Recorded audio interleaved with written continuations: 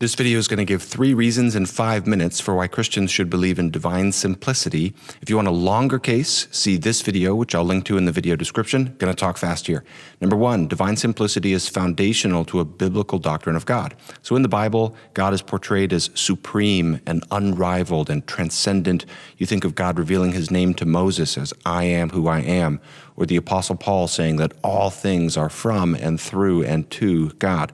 Throughout the book of Isaiah, you think of these repeated declarations from God that I alone am God, I am the first and the last, there is no one like me, etc. It's from those kinds of passages that Christians have always affirmed God's aseity, meaning God exists from himself. God is not derived from anything external to himself, and God's absoluteness, meaning God is not conditioned by anything external to himself. And divine simplicity is important to uphold both of those doctrines as well as the general transcendence of God. Simplicity simply means that God is not made up of parts. God is not broken down into more basic ontological constituents. God is his attributes. So God is not merely loving and righteous, but love and righteousness. And if we don't say that, if God merely instantiates his attributes, then in some sense, they would exist independently of him. God would not be utterly absolute and self-determined. It'd be like love and righteousness are just floating out here somehow, and then God comes along and just happens to correspond to them, and that won't do. So divine simplicity is necessary to protect the godness of God. Number 2, divine simplicity is a nearly universal part of Christian witness and worship.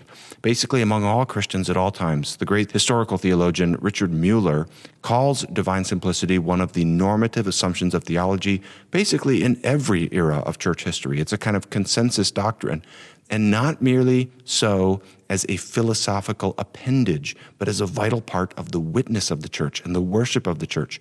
For example, in the late 2nd century, in his defense to the Roman emperors Marcus Aurelius and Lucius Commodus, yes, the emperors in the movie Gladiator, the early Christian apologist Athenagoras used divine simplicity to distinguish Christian theism from the polytheism of the day. He just assumed that's part of the Christian conception of God.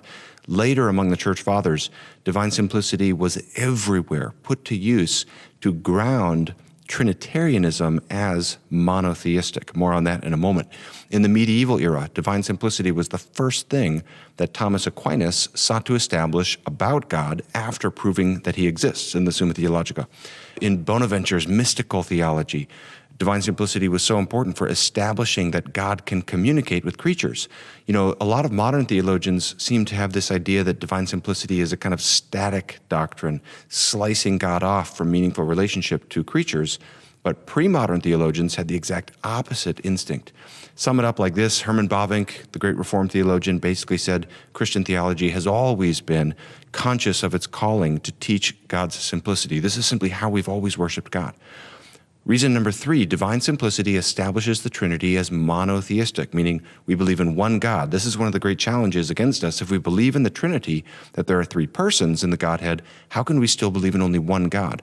Well, in recent years, a lot of theologians have tried to use this idea of perichoresis to address this concern. Perichoresis means interpenetration or mutual indwelling among the divine persons. Some people use it also for the 2 natures of Christ. So Jürgen Moltmann's social Trinitarianism, for example, went that route. But the traditional way of resolving this challenge in response to early heretics, but then later on in response to Jewish and Muslim criticism, was divine simplicity. And the Trinity is under fire today. This is what we need today as well, to defend the Trinity. Augustine makes this move all throughout De Trinitate. He's basically saying if God is not simple, then each individual member of the Godhead is less than fully God. The Cappadocian Fathers in the East make a similar argument. John of Damascus, after them, he's saying the reason we don't have 3 gods is because the divine nature is simple rather than compound. And that makes sense, because if all you have is perichoresis, which I'm not denying perichoresis as true, but if that's your only explanatory mechanism, then you have to say why we don't have 3 interpenetrating gods. What is needed is not simply a mechanism for binding the 3 persons into each other, but into the one divine essence. And so the doctrine of divine simplicity is a resource for us in defending the Trinity today. That's been the way it's been done. So in sum, divine simplicity is important because it's basic to who God is. It's always been how Christians have worshiped God, and it's key to understanding how the Father, the Son, and the Spirit constitute one God.